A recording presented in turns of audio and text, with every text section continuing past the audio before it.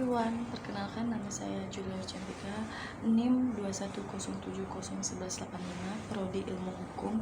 Saya akan membahas mengenai hukum perdata. Apa itu hukum perdata? Istilah hukum perdata pertama kali diperkenalkan oleh Profesor Joyo Digono sebagai Bulgul Jirak. Istilah hukum perdata dibagi menjadi dua, yaitu istilah hukum perdata dalam arti sempit dan istilah hukum perdata dalam arti luas. Istilah hukum perdata dalam arti luas adalah meliputi hukum privat material, yaitu segala hukum pokok yang mengatur kepentingan perseorang. Sedangkan istilah hukum perdata dalam arti sempit meliputi sebagai lawan hukum dagang seperti dalam pasal 102 Undang-Undang Dasar. Hukum perdata dibagi menjadi dua macam, yaitu hukum perdata material dan hukum perdata formil. Istilah hukum perdata dikenal dengan civil law. Kata civil law yang berasal dari Latin yakni civis yang berarti warga negara, bahwa civil law hukum merupakan hukum yang mengatur tentang masalah yang berkaitan dengan hak-hak warga negara dalam perseorangan. Sarjana menganggap hukum perdata sebagai hukum yang mengatur kepentingan perseorangan atau pribadi yang berbeda dengan hukum publik sebagai hukum yang mengatur kepentingan umum atau masyarakat. Berikut pengertian hukum perdata menurut beberapa pakar. Nanti saya akan dijelaskan di slide selanjutnya.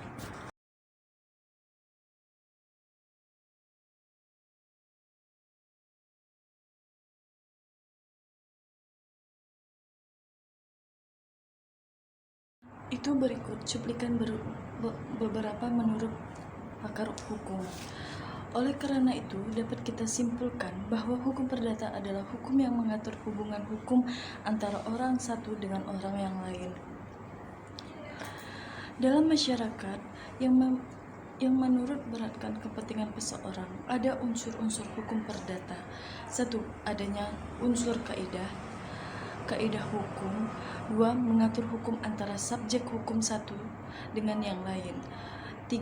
Bidang hukum yang diatur dalam hukum perdata meliputi dalam hukum orang, hukum keluarga, hukum waris, hukum benda, hukum perikatan, dan banyak lainnya. Memasuki sumber hukum perdata. Asal mula hukum perdata ditemukan kepada sejarah asal dalam pembentukan, sedangkan tempatnya menunjukkan kepada rumusan-rumusan tersebut. Sumber dalam arti sejarah asalnya adalah buatan pemerintah kolonial Belanda yang berhimpun dalam bergelisik Wetboek atau disebut WB. Berdasarkan peralihan Undang-Undang Dasar 1945 itu dinyatakan tetap berlaku sepanjang belum digantikan dengan undang-undang yang baru berdasarkan Undang-Undang 1945. Sedangkan dalam arti luas, dan kita memasuki sumber-sumber hukum perdata. Asal mula hukum perdata ditemukan kepada sejarah asal dalam pembentukannya, sedangkan tepatnya menunjukkan kepada rumusan-rumusan tersebut. Sumber dalam sejarah asalnya adalah buatan pemerintah kolonial Belanda yang terhimpun dalam bergelisik Wetboek atau disebut WB. Berdasarkan peralihan Undang-Undang Dasar 1945 itu dinyatakan tetap berlaku sepanjang belum digantikan dengan undang-undang yang baru berdasarkan Undang-Undang Dasar 1945. Sedangkan dalam arti pembentukannya ialah pembentukan Undang-Undang Dasar berdasarkan Undang-Undang Dasar 1945. Oleh karena itu, atas dasar aturan peralihan dinyatakan berlaku. Hal ini pembentukan Undang-Undang 1940 ikut dinyatakan berlakunya BW.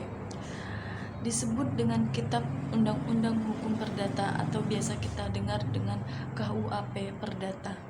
Sumber hukum dibagi dua macam, yaitu sumber hukum material, sumber hukum formal. Sumber hukum material adalah tempat dari mana materi hukum itu diambil, sedangkan sumber hukum formal adalah merupakan tempat memperoleh kekuatan hukum. sekarang kita memasuki objek dan subjek hukum perdata. Apa sih objek hukum perdata? Pasti teman-teman belum dengarkan apa itu objek hukum perdata. Objek hukum perdata dan subjek hukum perdata itu berbeda loh. Nah, mari kita simak apa arti subjek dan objek hukum perdata. Jadi objek hukum perdata adalah objek hukum segala sesuatu yang berbeda di dalam pengaturan hukum dan dapat dimanfaatkan oleh subjek hukum berdasarkan hak atau kewajiban yang dimilikinya atas objek hukum yang bersangkutan. Itu objek hukum perdata ya. Sekarang kita masuk dengan subjek hukum perdata. Apa sih subjek hukum perdata? Subjek hukum perdata adalah subjek hukum yang biasa disebut right subject. Menurut Algra adalah setiap orang mempunyai hak dan kewajiban yang menimbulkan wewenang, sedangkan pengertian wewenang hukum itu sendiri adalah kewenangan untuk menjadi subjek dari hak-hak. Subjek hukum adalah segala sesuatu pada dasarnya memiliki hak dan kewajiban dalam lalu lintas hukum. Subjek hukum dibedakan menjadi dua, yaitu manusia dan yang kedua badan hukum.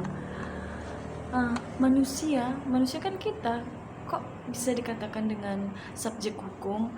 Ya, manusia adalah sama dengan karena mempunyai hak-hak subjektif dan keuangan hukum.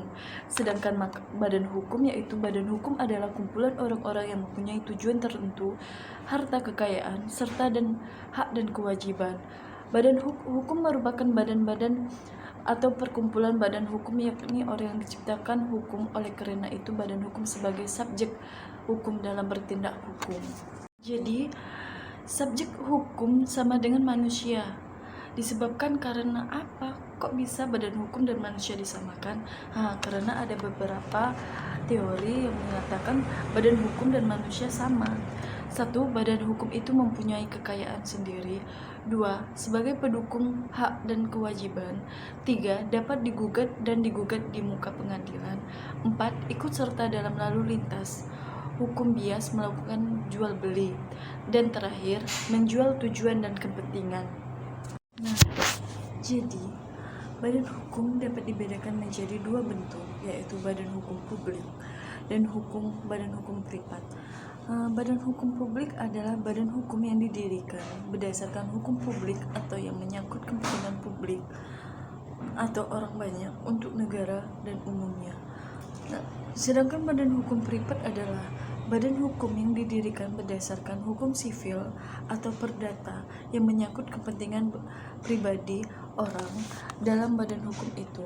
Nah, nanti kita masuk teori-teori yang berkenaan dengan badan hukum itu ya. Cekidat. Jadi ada beberapa teori yang berkenaan dengan badan hukum itu loh. 1. Teori fiksi. 2. Teori organ. 3. Teori milik bersama. Dan 4. Teori kenyataan yuridis. Nah, nanti kita menjelaskan teori itu ya. 1. Teori fiksi adalah mengatakan bahwa manusia saja dapat bertindak hukum. Badan hukum itu terjadinya karena angan-angan saja. Segala gerak-gerik dari hukum itu adalah kehendak dari orang-orang yang mengurusi, bukan dari badan hukum itu sendiri. Karena suatu badan hukum tidak dapat melakukan perbuatan melanggar hukum, dengan demikian badan hukum tidak dapat dituntut. Yang dapat dituntut adalah orang-orang yang mengelola atau yang mengurusnya. Kalau teori organ itu menyatakan bahwa badan hukum bukanlah suatu fiksi tetapi kenyataan. Kalau teori milik bersama itu adalah mengatakan bahwa para anggota dari organisasi itulah dapat dipandang sebagai yang mempunyai hak apabila terjadi orang-orang bersatu itu bersama bertindak dalam satu ikatan atas nama badan hukum itu. Sedangkan teori kenyataan yuridis adalah lembaga yang berwenang membuat undang-undang, mencantumkan undang-undang, bahwa melaksanakan apa yang ditetapkan oleh undang-undang tentang perkumpulan orang-orang, maka perkumpulan itulah adalah disebut badan hukum. Jadi kita sudah masuk teori dan sekarang kita masuk di sistematika hukum perdata. Nah, jadi kita masuk di sistematika hukum perdata. Sistematika hukum perdata adalah sistematika KUA perdata yang ada berlaku di Indonesia. Ternyata bila dibanding dengan KUH perdata yang ada dan berlaku di negara lain tidaklah jauh berbeda. Hal ini dimungkinkan karena mengacu atau dipengaruhi oleh dari hukum Romawi. Ada pun hal-hal yang mengatur dalam KUA perdata sebagai berlaku di Indonesia saat ini ada 4 buku. 1. Buku Kesatuan tentang Orang yang memuat hukum mengenai diri seorang dan hukum keluarga, terdiri dari 18 bab. Buku kedua tentang kebendaan atau disebut Van Zaken yang membuat hukum benda dan hukum waris, terdiri dari 21 bab. Sedangkan buku ketiga tentang perihal perikatan atau disebut Van Verwantensien yang terdiri dari 18 bab. Sedangkan buku keempat, buku tentang perihal pembuktian dan kadaluarsa atau disebut Van Vegis Van Verjaring yang terdiri dari 7 bab. Nah, hukum keluarga di dalam KUA perdata dimasukkan dalam bagian hukum tentang diri sendiri karena hubungan-hubungan keluarga memang berpengaruh besar terhadap kecakapan seseorang untuk memiliki hak-hak serta kecakapannya untuk mempergunakan hak-haknya itu. Nah, sistem hukum perdata menurut ilmu pengetahuan ada 4 bagian, yaitu hukum perorangan atau hukum pribadi, hukum keluarga, hukum harta kekayaan, dan yang terakhir hukum waris. Nah, apa sih hukum perorangan, hukum keluarga, hukum harta kekayaan, dan hukum waris? Nanti saya akan menjelaskan apa itu hukum-hukum yang saya bilang tadi. Jadi saya akan menjelaskan apa itu hukum perorangan, hukum keluargaan, atau hukum kekayaan, dan hukum waris. Nah, hukum perorangan adalah peraturan-peraturan hukum yang mengatur tentang seseorang manusia sebagai pendukung hak dan kewajiban atau subjek hukum. Nah, sedangkan hukum keluarga adalah peraturan-peraturan hukum yang mengatur hubungan yang timbul karena hubungan keluarga atau kekeluargaan seperti perkawinan, penceraian atau hubungan orang tua dan anak. Serta hukum kekayaan itu sendiri adalah peraturan-peraturan hukum yang mengatur hubungan hukum seseorang dalam lapangan harta kekayaan seperti perjanjian, milik, gadai, dan sebagainya. Nah, sedangkan hukum waris adalah peraturan-peraturan hukum yang mengatur tentang benda atau harta kekayaan seseorang yang telah meninggal dunia. Dengan perkataan lain,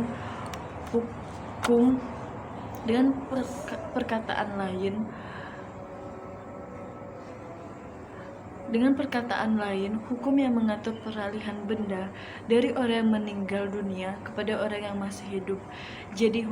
Jadi hukum waris mengatur akibat hukum keluarga terhadap harta peninggalan seseorang. Sekarang ditinjau dari segi perkembangannya, hukum perdata di Indonesia sekarang menunjukkan tendensi perubahan. Sebagaimana sistematika hukum perdata Belanda yang diundang pada tanggal 3 Desember 1987 mulai berlaku 1 April 1998, terdiri dari 5 buku, yaitu buku 1 tentang hukum orang dan keluarga, buku kedua adalah tentang hukum badan hukum, dan buku ketiga tentang hukum hak kebendaan, dan hukum keempat tentang hukum perikanan, dan buku kelima adalah tentang kadaluarsa. Hukum perdata Indonesia dalam perkembangannya terbagi menjadi bagian-bagian antara lain bidang hukum keluarga atau perkawinan atau perceraian, harta bersama, kekuasaan orang tua, kedudukan atau pengampuan dan perwalian, bidang hukum waris, hukum benda, bidang hukum jaminan, bidang hukum